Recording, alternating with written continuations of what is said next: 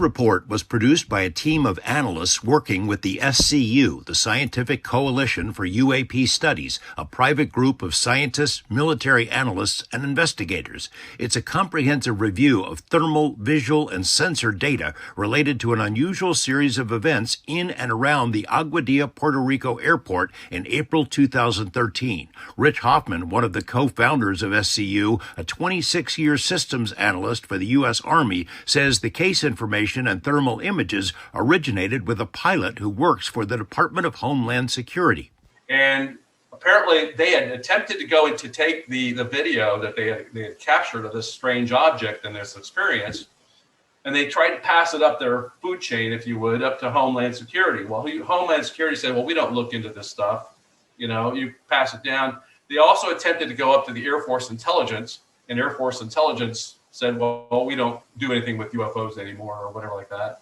So bottom line was that the pilots down there said, well, we can pretty much go anywhere with this, right? And in fact, they were encouraged to go to maybe a UFO organization. Well, that's kind of like how it then got passed up to Miami. But there was a stipulation.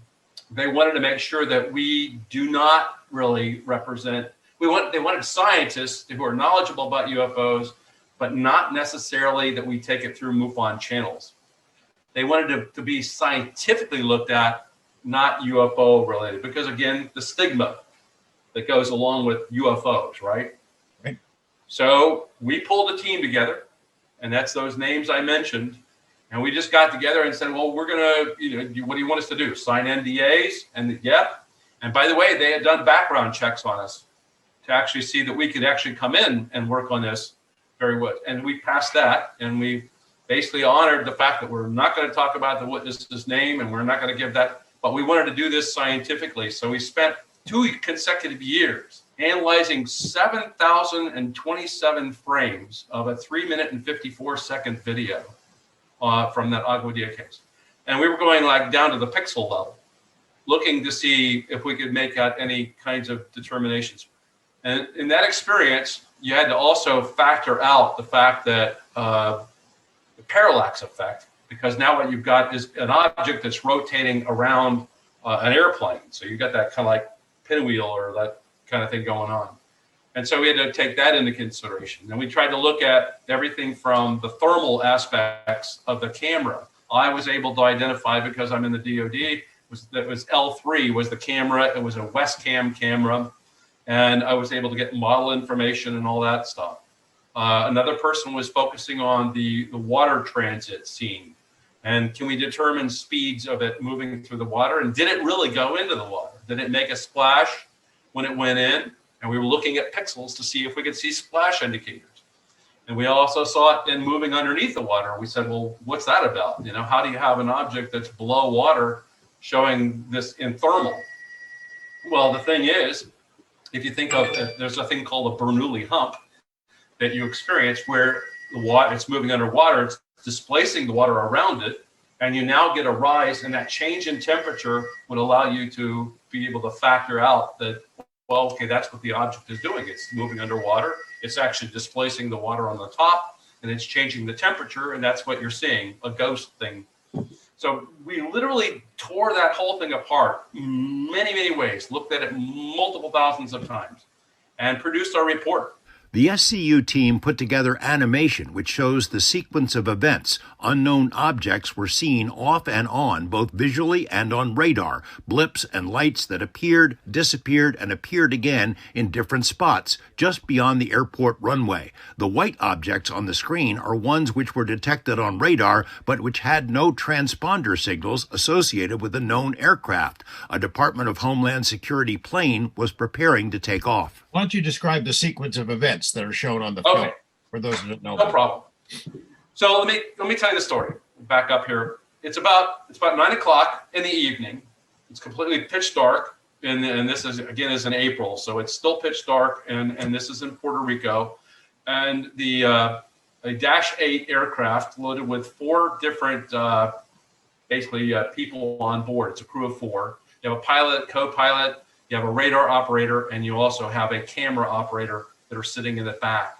And they're off on a drug smuggling mission. You know, that's what Homeland Security does. There's a lot of activity with that kind of thing down in Puerto Rico.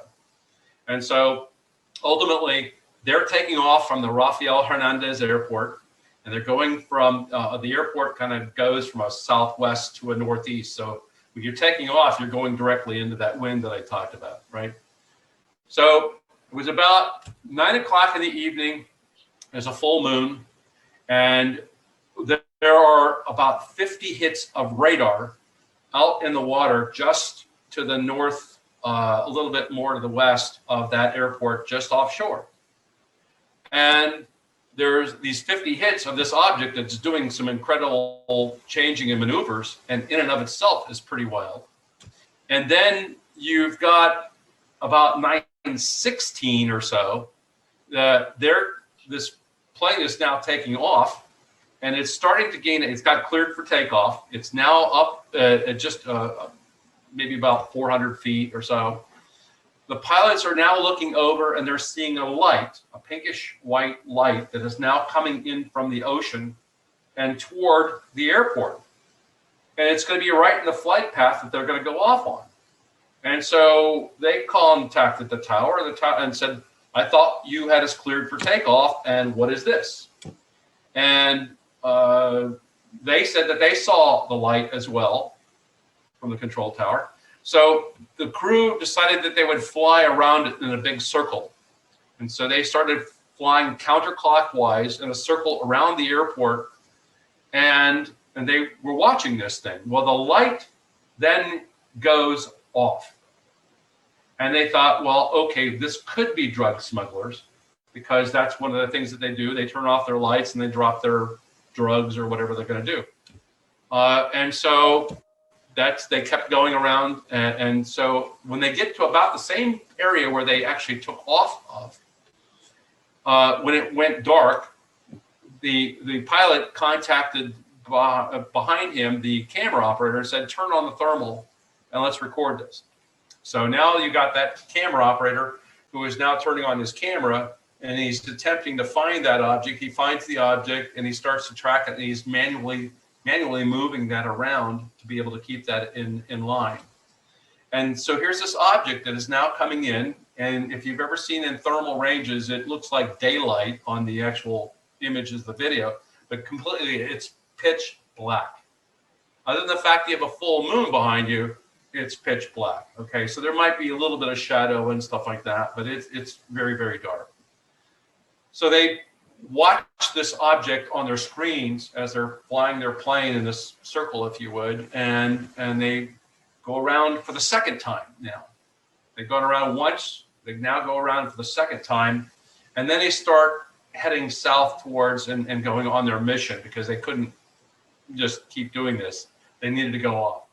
But by this time, the object appears that it goes around the airport, and in fact, the control tower stopped a FedEx plane from taking off. It was sitting there on the runway, and you see it in the video clip. It's sitting there, and it didn't get to take off until a lot later, so it was departing late. And then you see this object then swing back, and it comes up across the runway, or appears to come across the runway, and then it goes in, like you see a supermarket that's in the background, and then it starts to get lower in terms of its altitude, and it's now getting down towards the shore, and you see it in the water, and it's coming in, and it did almost like a full circle from the spot where it came in, and it's now going back to that same spot. And then you look at it, and you'll see that the object appears to go into the water. You lose sight of it on its thermal, and you then see like this white thing on the top of the water, and it's moving along. And then the next thing you see is the object appears to come up out of the water, and it's as dark as it was when it went in. And by the way, in thermal, black is hot and white is cold on this setting that they had on that camera. And so then it comes up, it gets really, really dark. And then you see it split into two separate objects. And when you see that split, you're going like, what did I just look at, you know? And that's what they were doing. And the one object that was behind that split off of it And then you see it kind of like go into the water and disappears. And the other one kind of hangs up for a minute, and it slowed its speed down, and then it goes into the water. And so that's kind of like the gist of what happened. They went on their flight mission, did their drug smuggling run, whatever they did. They got back to the airport, and they said, well, what did we just see? Scratching their heads. They were able to get a USB or something like that in there and somehow download it. And then what do we do with it from here? And that's kind of like the story of that. And we cover it in greater detail, of course. And there were other witnesses, by the way, ground. Then you had the control tower, and who also saw it. And one pilot was coming into work, and he was like seeing it in the sky. And so anyway, that's the story, George. Since the SCU first published its report in 2015, alternate theories have been proposed. UFO debunkers allege the object was a Chinese lantern sent aloft by a nearby hotel. Two other, more detailed analyses propose that a mylar balloon could explain some of what is seen in the thermal images. Hoffman and his colleagues published detailed responses to the critics, arguing that any counter theory must explain the full sequence of events, not just bits and pieces. Can balloons do what these objects did? So, Rich, this craft, it's doing these incredible maneuvers. It exits the water. It splits into two. It goes dark. This suggests it's not a balloon. It's not birds. It's not any aircraft. That leaves you kind of in a category of unknown, right? It does. And George, we even went to the point of like looking to find out whether that there are any drones that are capable of doing this. And we did do some research, and the Navy had been experimenting on things like there was one that we found that was called the Flimmer. And bottom line on it was it's more like a drone that has wings to it, and it's got the long fuselage to it. And then what happens is it goes into the water. The wings come apart, and it acts more like a torpedo. But it doesn't come out on the other end and then pop up in the air, right? And it doesn't split into two. So again, you go through this like tried logic trail to be able to make sense of this. We calculated the speed varied everywhere from like roughly around 80 to 85 miles an hour and higher. When it hit the water, it was about 109 miles per hour. Even when it was underneath the water, it was traversing across at about an 80 mile an hour clip. And it varied. And then eventually it kind of slows down a little bit. It was down, I think it got down to about 40 miles per hour. And then you see it just barely moving when it comes out of the water. So, and, we literally were measuring speeds, and then we'd have to be able to deduct the aircraft speed from that, to be able to figure that out. There were certain parts when the video, we could actually make matches, and we could actually see that the object went behind a telephone pole, which allowed us to then deduce this, the size of the pole and compare that to the object. And we actually got a distance on there, and we were able to then deduce that it was roughly about 3 to 5 feet in diameter. Was all the bigger that it was. So if you hit the water going 109 miles an hour, we don't have a lot of craft that can do that and not break apart, I would think. Yeah, well, precisely. Hoffman compared the Aguadilla UFO to the now famous Tic Tac incident, a 2004 encounter off the coast of Southern California involving the USS Nimitz carrier group. SCU produced a detailed analysis of that incident as well, a paper included on the group's website. And that's the same kind of thing when you put this in the scenario of even the Nimitz case, right? Take a look at that.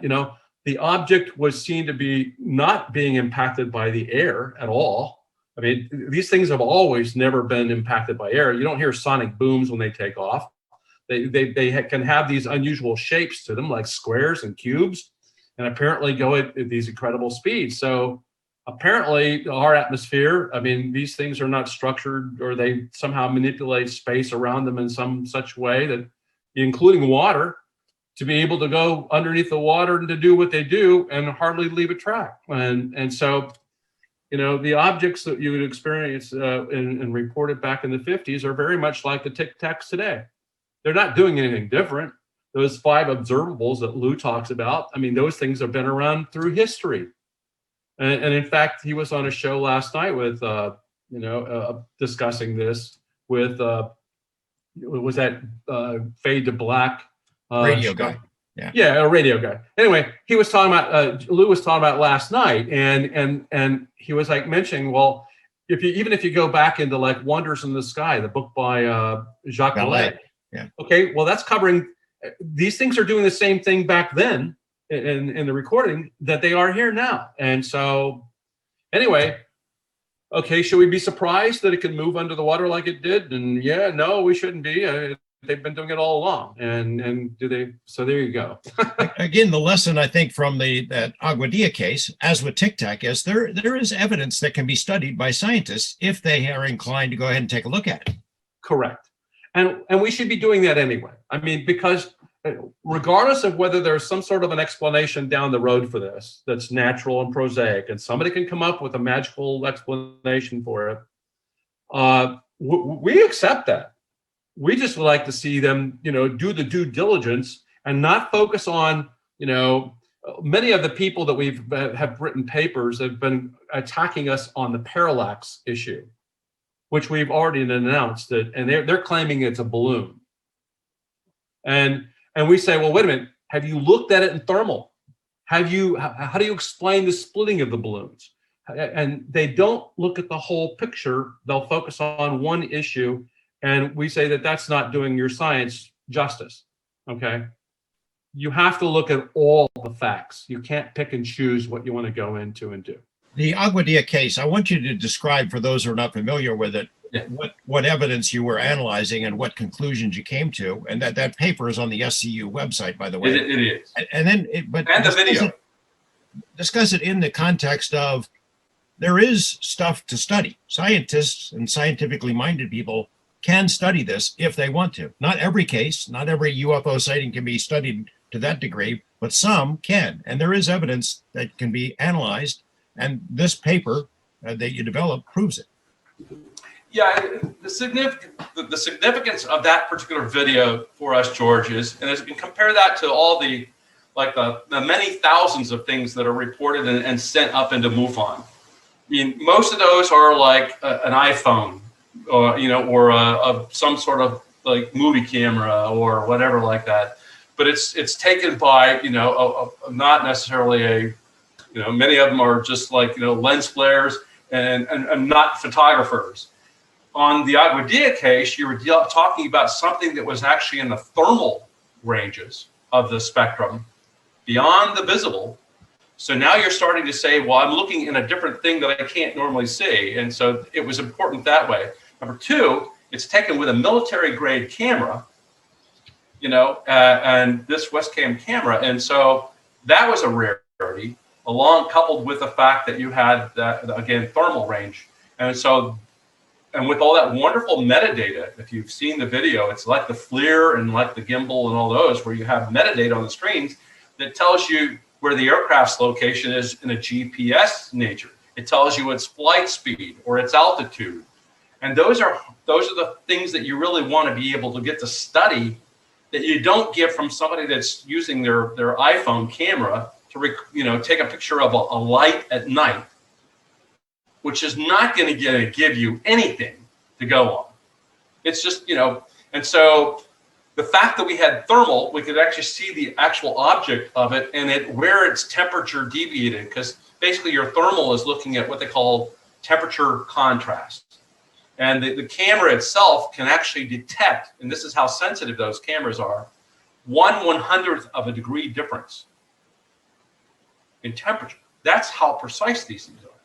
So, I mean, with that, all that stuff combined, and after the God knows, the 56 years that I've been engaged in this, I had never seen a video like that before. I mean, it's rare that we ever get anything with, again, the metadata there and that kind of information. We all decided 2 years is just, we're going to spend as long as it takes to be able to do that. So what's the conclusion? What was it? We said, well, what could it logically be? Well, what flies like this? What splits into two? What has this color temperature or this temperature range that we're talking about? Obviously, we looked at it, and there's one, the beginning of it, it looks like it's a tumbling balloon. But you don't know, and that's how we look at it in the visual range. In the thermal range, it could be completely different. That could be the temperature changing around it. Did it look like it had any kind of an indication of a propulsion system? Because guess what? The wind speeds at the altitude that this thing was everywhere from like 15 to 18 miles an hour, heading from the northeast to the southwest, right? And this object was moving around and into the wind. Okay, well, looking again for propulsion, didn't see any propulsion systems on it. And then we said, could it be a balloon? And what does a balloon look like in thermal? And we actually have a friend of ours we reached out to, Dave Falch, who was a FLIR technician, and he even had the Westcam camera, and he went out and literally took pictures of a balloon, a Mylar balloon type thing, and what it looked like in just a very small, like 4 mile per hour wind, and he had it tied down, and this thing was going like crazy every which direction, and the thermal match was not there at all. Okay, well, so that wasn't it. And by the way, have you ever heard of a balloon splitting? No. Well, and you get where I'm going, right? So we then said, well, could it be a bird? Well, let's go look at we have pictures of birds in thermal. Well, it doesn't match up, So you keep going down the list of all the things that could potentially be. And number one thing is that, how many things split into two identical pieces? The SCU analysis of the Aguadilla UFO, including animation based on authentic radar data and the original thermal images provided by Homeland Security, can be accessed on the SCU website, along with rival analyses. George Knapp reporting for Mystery Wire.